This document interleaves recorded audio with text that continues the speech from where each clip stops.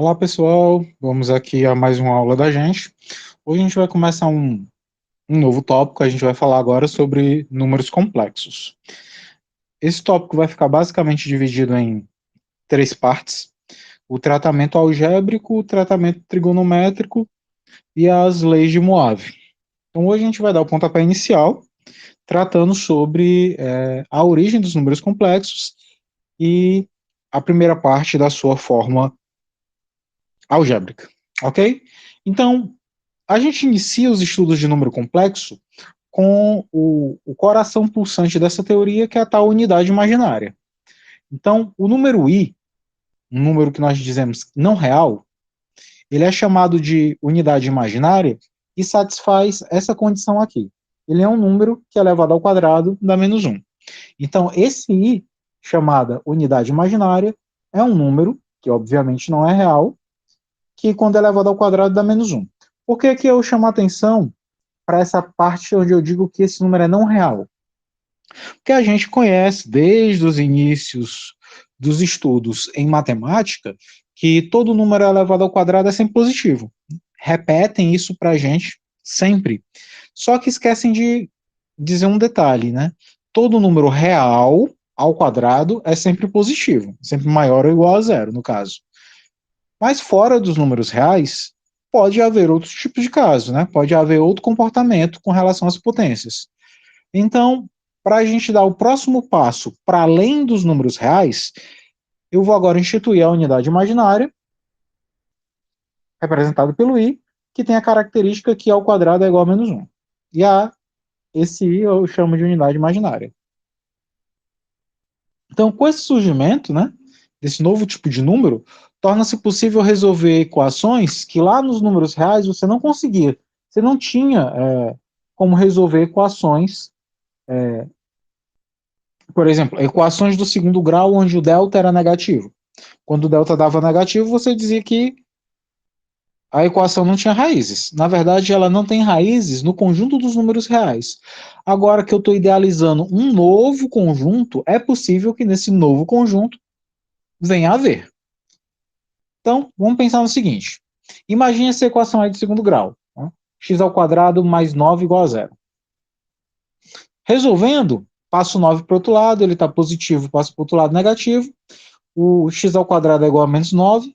Normalmente aqui você pararia, porque tem um número ao quadrado que está dando negativo. Nos reais isso não é possível. Mas agora a gente tem aquele i, né? Então, no universo real, essa equação não tem solução, pois não existe número real que elevado ao quadrado resulte em menos 9. Mas, se considerarmos que existe um número i não real, tal que i ao quadrado é igual a menos 1, temos. Ó, veja bem, a minha equação era essa, x quadrado igual a menos 9. A gente sabe que menos 9 pode ser reescrito na forma menos 1 vezes 9, né? Porque menos 1 vezes 9 dá menos 9.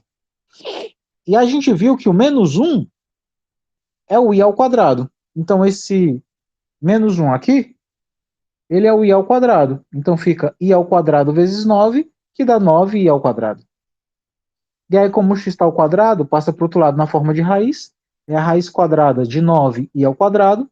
Raiz de 9 a gente sabe que é 3. Raiz de i ao quadrado é i.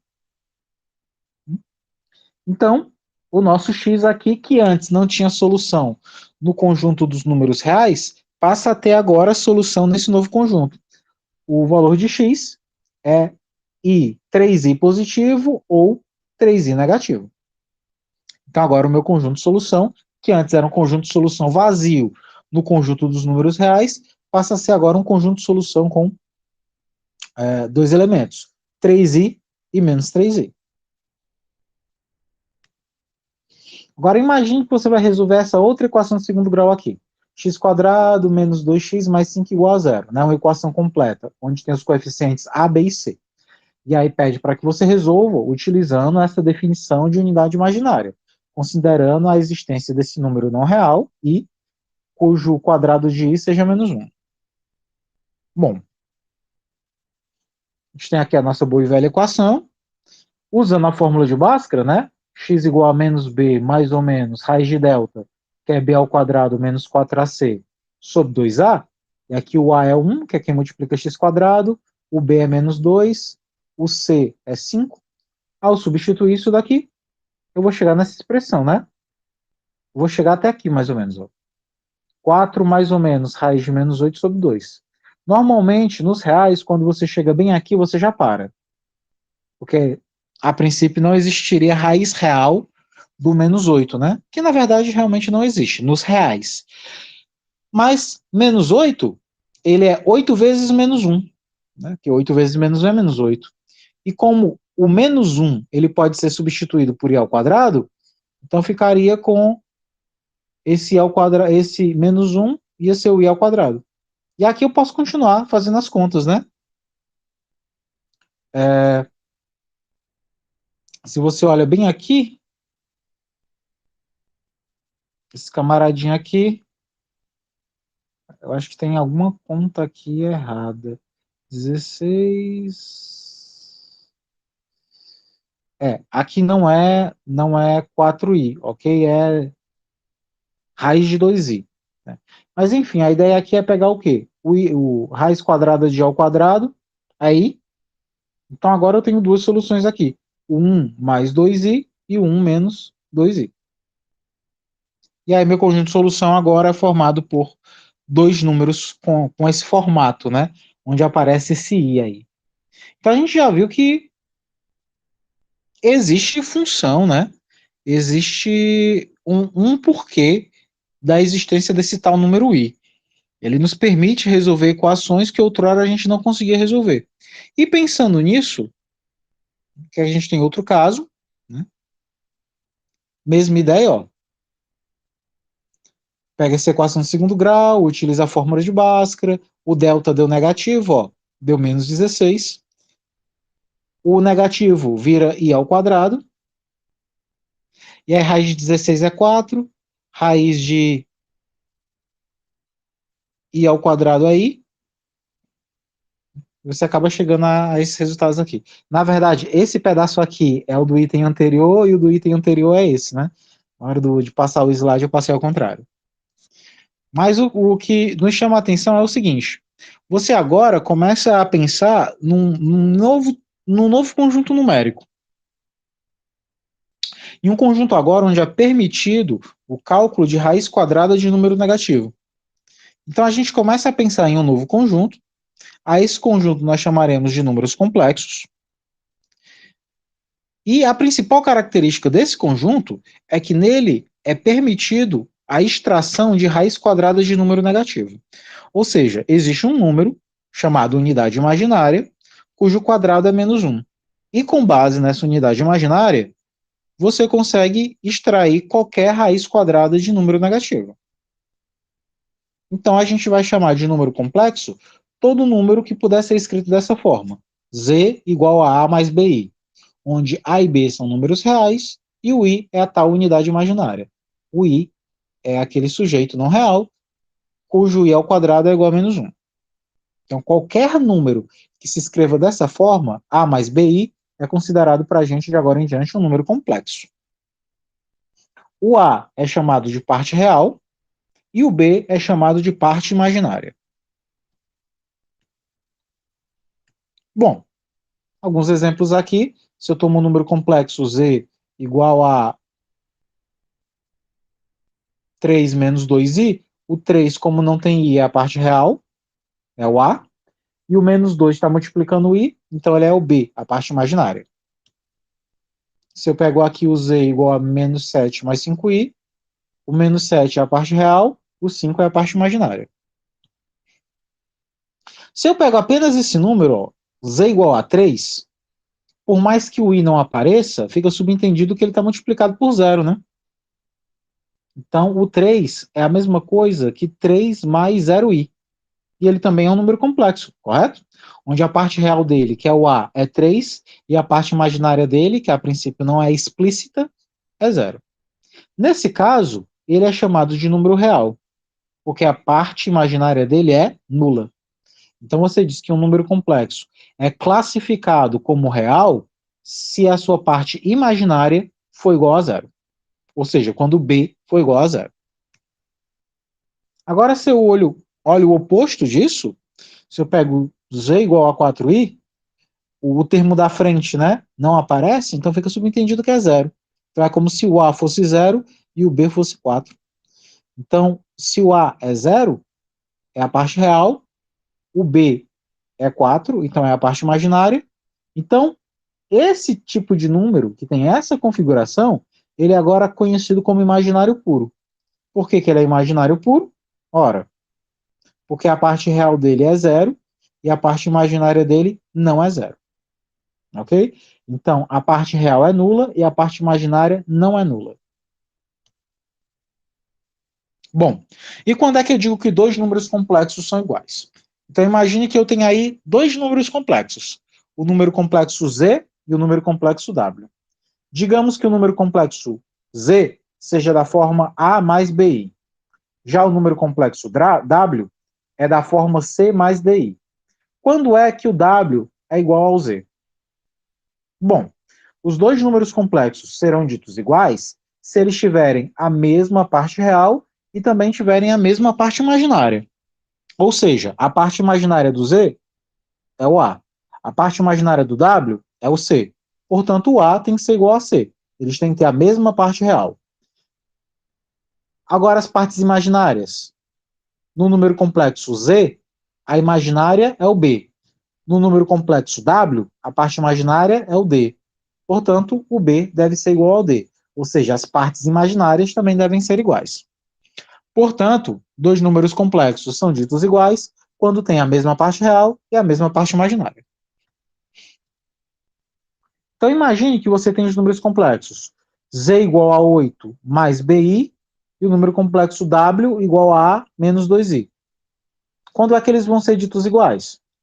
Bom, a parte real do z é 8. A parte real do w é a. Obviamente, o a tem que ser 8. Já as partes imaginárias, no z, a parte imaginária é b. Já no w, a parte imaginária é menos raiz de 2. Portanto, o b é igual a menos raiz de 2. Que é a conclusão que a gente tomou aqui. Ok? Então, dois números complexos são ditos iguais quando eles têm mesma parte real e mesma parte imaginária. E aí a gente vai para, de fato, a definição do conjunto dos números complexos. O conjunto dos números complexos, representado pela letra C, né, estigmatizada aqui, é o conjunto de todos os números da forma z igual a mais bi, onde o a e b são números reais, e esse i, que é considerado a unidade imaginária, é um número não real, tal que ao quadrado é igual a menos 1.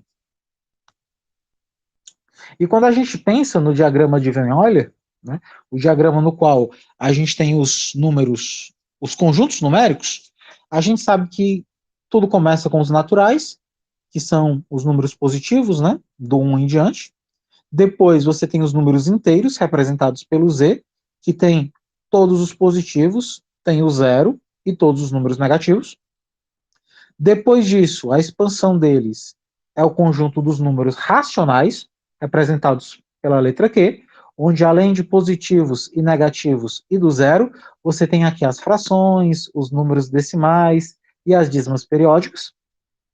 Aqui ao lado, como um conjunto meio que isolado dos demais, você tem o conjunto dos números irracionais, que é o π, o número de Euler, a constante de Plouffe, né, o número de ouro, o número platinado, as raízes que não são exatas, como raiz de 2, raiz de 3, raiz cúbica de 7, e por aí em diante. E quando eu pego os racionais e os irracionais e junto, eu crio aquele conjunto que nós achávamos que era o maior até agora, que era o conjunto dos números reais. O conjunto dos números reais era a união dos racionais com os irracionais.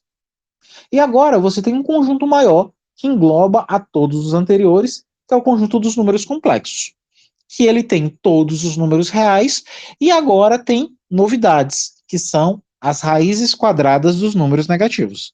E não somente as raízes quadradas, né? As raízes quartas, raízes sextas, raízes oitavas, todas as raízes de índice par, que antes não apresentavam raiz quadrada, agora apresenta dentro do conjunto dos números complexos. Então, né, essa expansão dentro dos conjuntos numéricos, nos dá agora outras possibilidades. Então, outro exercício aqui para a gente, determine os valores reais de x e y para que o número complexo z igual a 2x mais 8 mais y menos 3i seja um número. Item A, real. Item B, imaginário puro. Lembrando, um número é dito real se o b for zero. Ele é dito imaginário puro se o a for zero. Então, no item A, eu quero que ele seja real. Para ser real, a parte imaginária dele tem que ser zero. Ou seja, aquilo que está junto com o i tem que ser zero. Quem está junto com o i é o y menos 3. Portanto, o y menos 3 tem que ser zero. Passando para o outro lado, o y tem que ser igual a 3. No item B, eu quero que ele seja imaginário puro.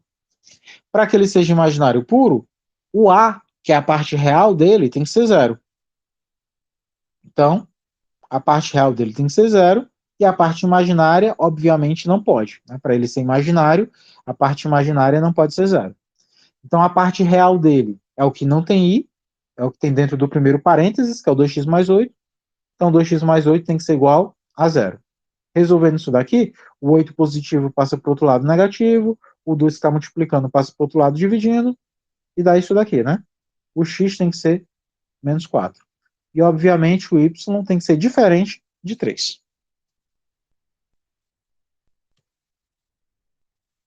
Que é a mesma coisa, né? Tal qual. Depois eu vou colocar esse slide lá para vocês, mas a conta é a mesma.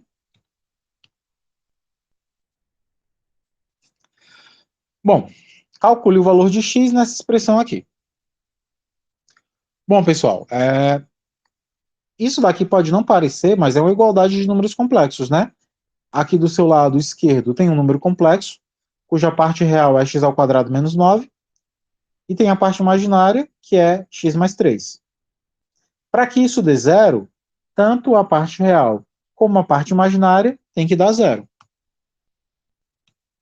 Então, a parte real, que é x ao quadrado menos 9, tem que dar zero, e a parte imaginária, está até errado, não tem esse quadrado aqui, ok? É só x mais 3, tem que ser zero. Tá, aqui está certo. Resolvendo essa parte de cima, x ao quadrado menos 9, passa o 9 que é negativo para o outro lado, o x ao quadrado passa para o outro lado na forma de raiz, raiz quadrada de 9, então ou o x é 3 ou o x é menos 3. Já resolvendo essa aqui de baixo, da forma correta, né? X mais 3 igual a zero, passo o 3 para o outro lado, x é igual a menos 3. Conclusão, como apenas o menos 3 tanto está na solução de cima como também está na solução de baixo, então o x tem que ser menos 3. Ok? Novamente, um problema de igualdade, né? Deixa eu passar esse daqui, porque é a mesma coisa, igualar a parte real, parte imaginária com parte imaginária. E aí a gente vai para tal operação com números complexos. Ok? Então, para operar números complexos, vamos pensar primeiro na adição e na subtração. Bom, se eu tenho dois números complexos, z e w, para fazer a adição, ou seja, a soma entre eles, basta somar as partes reais e somar as partes imaginárias. Se for para fazer a subtração, basta subtrair as partes reais, subtrair as partes imaginárias. Então não tem mistério. Exemplo. Imagine que eu tenho aqui o número Z1, 1 mais 3i, Z2 igual a i e Z3 igual a menos 7. E eu quero fazer as seguintes operações. Quero somar Z1 com Z2 com Z3.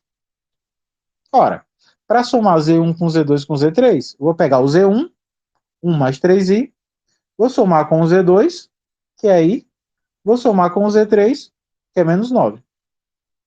Somando só as partes reais, quem não tem i, 1 com 0 com menos 7, vai dar menos 6. Agora, somando só quem tem i, 3i com i dá 4i, 4i com 0i dá 4i. Portanto, a minha resposta é menos 6 mais 4i. Se eu quero fazer isso daqui, Z2 menos, aí no parênteses Z1 mais Z3. Obviamente, eu tenho que primeiro resolver o que está dentro de parênteses, né? Seguindo a ordem de prioridade lá das expressões numéricas. Fazendo isso, gente, ó, e substituindo, vou fazer aqui por fora quem é o Z1 com o Z2. Z1 mais Z2, o Z1 a gente já sabe, é 1 mais 3i. O Z3 a gente já sabe, é o menos 7. 1 menos 7 é menos 6. Como o 3i não tem ninguém para fazer conta com ele, repete. Como eu quero, na verdade, Z2 menos Z1 mais Z3, o que está dentro do parênteses eu vou substituir pelo que eu encontrei, que é menos 6 mais 3i.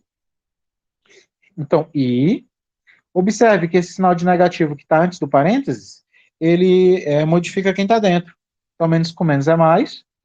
Então, mais com menos é menos. O 6 é a parte real, não tem outro, repete.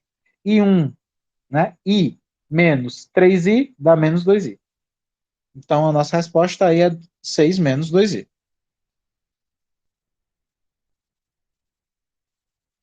Agora, como é que eu faço a multiplicação de números complexos? Bom, gente, para fazer a multiplicação de números complexos, tem esse algoritmo aí, mas ele é totalmente irrelevante.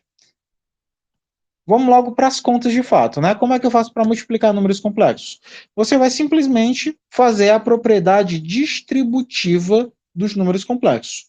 Fazer o número que está fora multiplica pelo número que está dentro. Então, veja só. Imagine que eu quero fazer o número complexo Z1 vezes o número complexo Z2.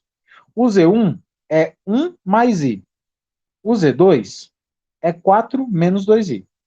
Se eu quero fazer Z1 vezes Z2, o Z1 é 1 mais i, o Z2 é 4 menos 2i, e aí agora eu vou fazer a propriedade distributiva. Todo número que está aqui, nesse primeiro parênteses, vai multiplicar o número que está no outro parênteses. Então, 1 vezes 4, 4.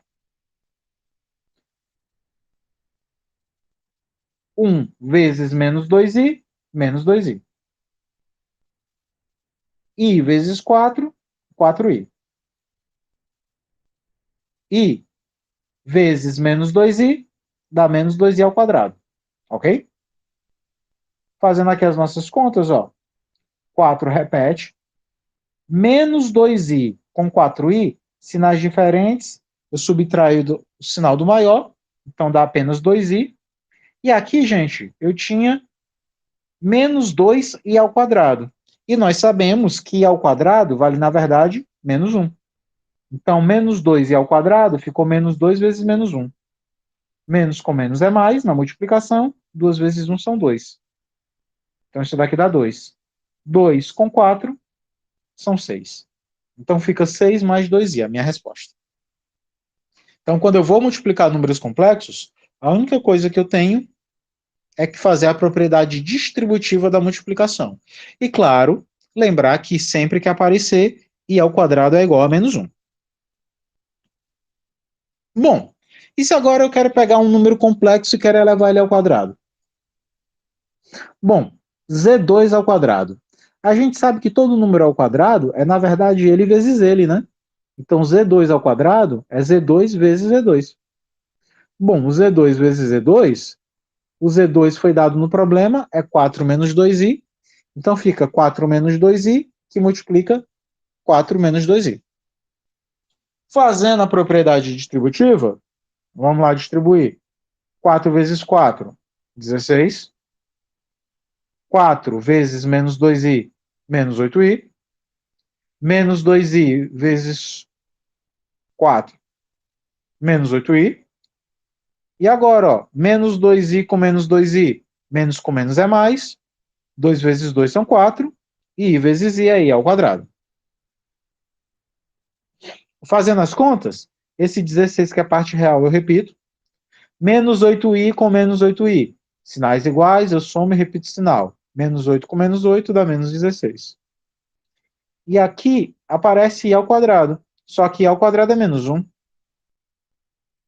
Então aqui vai ficar 16 menos 16i. E aqui, 4 vezes menos 1 é menos 4.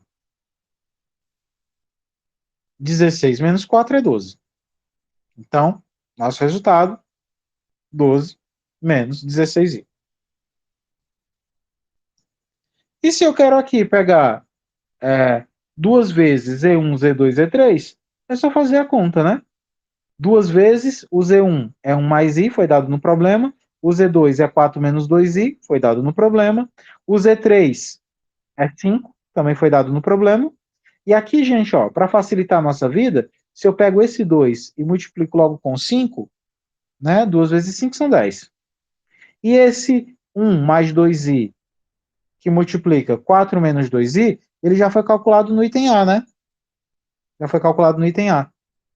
É o 6 mais 2i. Aí ficou esse 10 fora do parênteses. E o 10 que está fora, multiplica quem está dentro. 10 vezes 6 são 60. 10 vezes 2i são 20i. Portanto, o resultado 60 mais 20i. E por fim, para a gente terminar aqui a nossa multiplicação, outra forma de resolver um número complexo elevado ao quadrado, você pode usar sem problema nenhum aquelas regras de produto notável. Quando eu tenho uma subtração, né, uma diferença, e elevo ao quadrado, eu posso usar a regra quadrado do primeiro menos duas vezes o primeiro vezes o segundo, mais o quadrado do segundo. Se você faz essas continhas, o quadrado do primeiro, 4 ao quadrado, são 16, duas vezes o primeiro pelo segundo, duas vezes 4 são 8, vezes 2i dá 16i, e aqui 2i ao quadrado, 2 ao quadrado são 4, i ao quadrado é menos 1, por isso que fica menos 4. E aí é só resolver agora, ficou igualzinho à linha anterior. 16 menos 4 são 12. Então fica 12 menos 16i. Ok? Bom, então aí a gente já viu o que é uma unidade imaginária, como resolver equações usando unidade imaginária, vimos o que é um número complexo na sua forma algébrica, vimos igualdade de números complexos, número real e número imaginário puro, soma, subtração e multiplicação de números complexos. Com isso, a gente já viu 9 tópicos, né? De forma, assim, aparentemente bem simples, mas já foram 9 tópicos. Então, para esse primeiro momento, a gente encerra aqui. Obviamente, ainda existe a divisão, ainda existe uma ideia chamada de módulo e conjugado, mas a gente fica aqui para o nosso próximo momento, ok? Aconselho que vocês revisitem isso, deem uma olhada no livro e tentem fazer os exercícios. A gente fica por aqui. Até a próxima.